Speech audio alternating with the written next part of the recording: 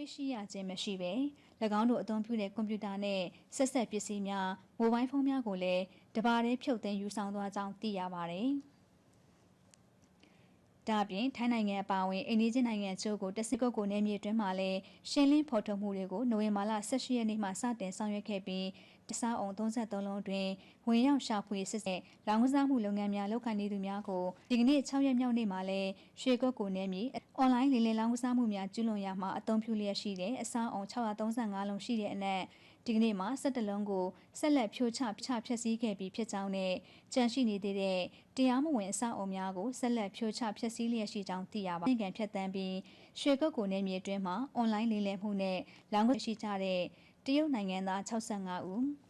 ဗီယက်နမ်နိုင်ငံသား10ဦးစားမှုများကျူးလွန်ခဲ့ပြီးထွက်ပြေးတင်းရှောင်ပုံအောင်နေထိုင်လျက်မလေးရှားနိုင်ငံသား1ဦးကင်ညာနိုင်ငံသား73ဦးရီမျိုးနဲ့ပူလွဲပူကျေးရွာအုပ်စုရွှေကုတ်ကိုမြိုင်ကျေးရွာတွင်လုံးထင်းဝန်းရှိအဆောက်အအုံမှာထိန်းသိမ်းထားရှိပြီးကွန်ပျူတာ2893လုံး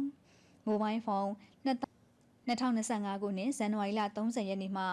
986ဦးထိန်းသိမ်းနိုင်ခဲ့က12143ဦးကိုအမွန်စွာထိန်းသိမ်းစောင့်ရှောက်ထားရှိကြောင်းသိရပါတယ်။နိုင်ငံတော်အစိုးရအနေနဲ့အွန်လိုင်း